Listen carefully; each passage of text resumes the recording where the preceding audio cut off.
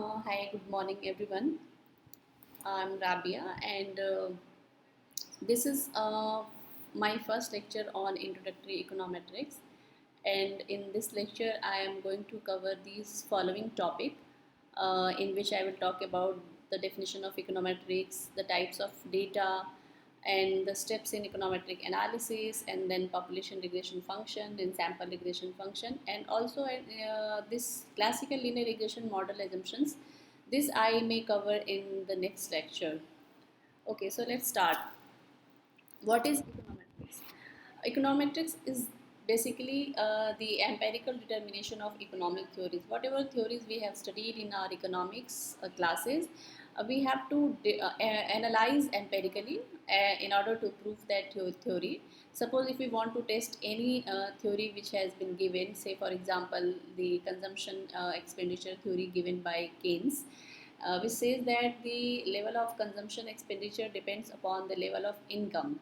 Right, so this is the theory given by Keynes, and if we want to test this theory, exactly what level of income if income increases, so how much it exactly affects the level of consumption expenditure. So this we test through econometrics. So that's why this is the empirical determination of economic theories. I hope I am clear with this definition. Now, let's talk about the types of economic data, because this is very important to understand, and when we go along we'll use these type of data more frequently. So that's why it is important to understand these concepts. So first data type is time series data.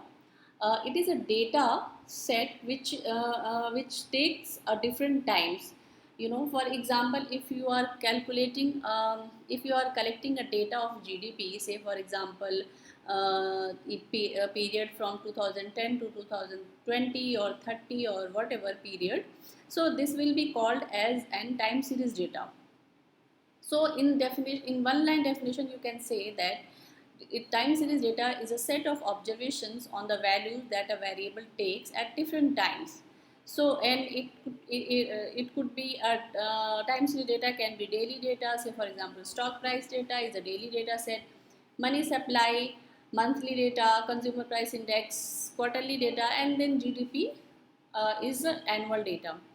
So the data frequency can be daily, monthly, quarterly, as well as annually. So I hope I'm clear with this time series data. Now the second types of data is cross-sectional data. Cross-sectional data is a data set which is collected from all the participants at the same time. So when you collect a data, say for example, if you are going to survey some household in some particular area, and if you want to see the level of the consumption expenditure for a given income level, so if you are collecting data for 20 household at one point of time, so this will be an example of cross-sectional data.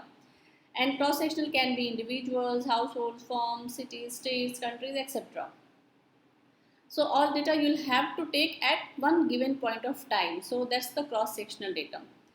I hope I'm clear in this cross-sectional data. If anyone has any problem or any doubt or any question, you can ask me while writing in the comments box.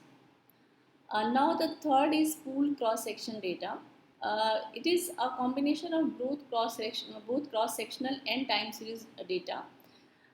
This is useful data set when you have to analyze the effect of a policy change by the government, and you want to see the change or impact of that policy change, and how the relationship has changed after over a period of time. So in this context, this pooled cross sectional data set is important, because then in this you will have some time period, say for example 2010 to 2015, and or 2020, and say if the policy has come in 2015, so you want to see the change after 2015.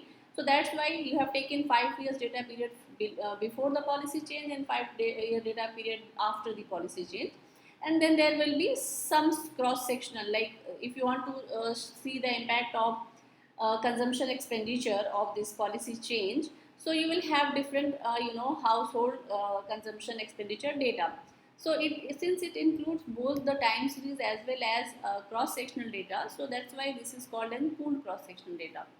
Panel or longitudinal data, it is also the same a type or a special type of pooled cross sectional data, because this also combines both the time series as well as cross sectional. The only difference between this panel and pooled cross section data is that in the panel data, the cross sectional, for example individual firms, households or countries, they remain the same. However, in pooled cross section they may change. So that's the basic difference between these two. I hope I'm clear till now. And let's also talk about the nominal data. What is the nominal data and ordinal data? These two data sets are the classification of categorical variable, and they do not provide any quantitative value. So what is nominal data? It is sometimes called as labeled or named data. And for example, if you are asking if you are surveying and if you are asking the name of the person or the country from which the person belongs, so this will be an nominal data. What will be the ordinal data? It is also if a respondent been asked to record its level of happiness in a scale of 1 to 10, or anything, if you ask to someone to scale to record its answer in some level scale of 1 to 10 or whatever the scale you have decided, so this will be called as ordinal data. Now the real data is a data type which is used in mostly computer program to represent an approximation of a real number, because the real numbers are not countable. So I have mentioned these addition, actually in economics mostly these 4 data sets are used, but I have mentioned these 3 data because in some of the graduate students they have this kind of data, this data in their syllabus. So my objective here is to cover the syllabus of all the graduate level as well as postgraduate level. So that's why I am trying to include all the concepts which is useful for all the students. Okay, so now I'll discuss the steps of econometric analysis, and I think this is also given in graduation syllabus. So that's why this is important for the students who are doing graduation in economics, and they can pay more attention to this. I will not go into much detail. I just mention the steps and little bit detail whatever it is required. So the first step in econometric analysis is that the statement of the theory, whatever theory you want to test or whatever statement you want to test, you have to state that. So for example, I am talking about the consumption expenditure theory, which says that consumption expenditure depends upon the level of income. Okay, and the second step, so you just have to state that theory, and in the second steps of analysis you have to write the specification of mathematical model of consumption. So you have to write the mathematical model of the theory which you have written. So say for example, if I denote consumption expenditure with y and the level of income with x, so we can say that y is dependent on x, and in mathematical form you can write it as y is equal to beta 1 plus beta 2 x, where beta 1 and beta 2 are the parameters. What is this beta 1? Beta 1 represents the intercept term, because even if your level of income is 0, your consumption cannot be 0, you have to consume. So that's why this beta 1. And beta 2 is the coefficient of x, which will tell you how much impact level of income has on the level of expenditure. So this is very important coefficient. Okay, so this I already explained to you.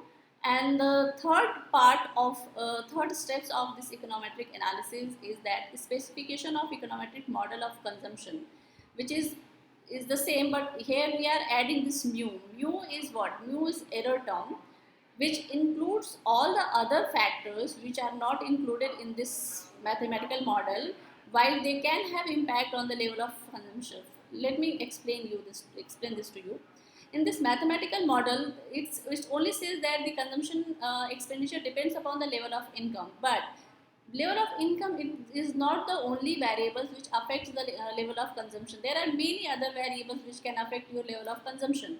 Say for example, the taxation rate, the the savings which you save. So all these factors can impact your level of consumption. So that's why in econometric specification we use this error term, which includes all the other factors which are not included in the system, but they can have impact on the dependent variable, that is the consumption expenditure. Okay, so this is the third step, which we have represented the econometric specification of the model. And the third, on the fourth step is the obtaining the data. Of course, we have to first collect the data if you are going to analyze some theory. So that is also very important thing, from where you are collecting data, which sources you are using, and then you have to clean the data also, because you cannot use the raw data as per your requirement. You have to clean the data, you have to manage the data, you have to do some calculation to make the data readable and clean. And the fifth step is the estimation of parameters. In our example, we have to estimate these parameters beta 1 and beta 2, or beta 1 and beta 2, because and this we will estimate with the help of regression analysis. I will cover when I'll discuss the regression analysis and the assumptions of CLMR model, and then OLS estimation, the ordinary least square. So these will all come later on. This is just to tell you the steps in econometric analysis. And the sixth step is hypothesis testing. You have to test whatever hypothesis you have made based on your prior assumptions. You have to test that. And then finally you have to forecast. Like if you are testing something, so you want to forecast for future data. So that's the last step. And finally, whatever you have predicted or forecasted, it can be used for the policy purposes. So these are the various steps in econometric analysis. These are very important for the ones who are new in econometrics and doing graduation. So this will also come into their examination, so they can write this as it is. Okay, now I'll mention about the population regression function and the sample regression function. Before that, let me just explain you what is regression analysis. Regression is basically to estimate the average value of one variable for some given of value of another variables. More specifically, we can say that regression is to estimate the average value of dependent variable for some given value of independent variable. And the variables, and in another way, whose value you estimate is called the dependent variable, and the variables whose value is given is called independent variable or explanatory variables. Okay, so and this is just if there is only two variables, this is called the simple regression, and if there are more than one independent variable, then it is called the multiple regression. Okay, so this we will discuss it when we will go in our syllabus or next lecture. So population regression function. What is population regression function? It is the general relationship between the dependent and independent variable, and in mathematically you can express as it is the expected value of y or dependent variable conditional upon some given value of x or independent variable. Mathematically you can write it like this: e y is given xi. If you have studied, this is the conditional expectation. We write it if you recall from your statistics studies. This is how we write conditional probability. And beta 1 and beta 2 are the parameters, in which beta 1 is the intercept term and beta 2 is the slope term. So this is the PRA, which tells you the general relationship between the dependent and independent variables. Example same as I just mentioned you. And if we add error term into this regression model, then it is called a stochastic representation of population regression function. Say for example, if in your exam, if it is asked that write the stochastic representation of the population regression function, then you will have to write it like this, where you have to define what is mu. Mu is the error term, or you can call disturbance term, or it is also called a stochastic term. So, and it includes all the factors, as I just mentioned earlier. It includes all the factors which has not been included in the system and that may have impact on the dependent variables. So that takes care of all the left out variables. And in simple terms, you can say that it is the difference between actual values of y and average expected values of y. This definition will become more clearer to you when I discuss the assumptions of classical linear regression model. So now the sample regression function. As I mentioned you, the population regression function is the general relationship. Same way, since sample is drawn from the population only, so this will give you the particular relationship between the dependent variable and independent variable, which is based upon the particular sample. And here we will write the same equation, but we will write as an hat. Yi hat is equal to beta 1 hat plus beta 2 x hat xi, where hat represents the estimation, the sample, because this is you estimated from the population regression function. So it is estimate. So that's why we write hat. And beta 1 hat is the estimator of the population parameter beta 1, and beta 2 hat is the estimator of population regression parameter beta 2. And similarly, yi hat is the estimator of population regression function yi, or you can say like expected value of y given xi. And similarly, stochastic form of SRF can also be written as by including this mirror term, and I just told you the definition of mu I.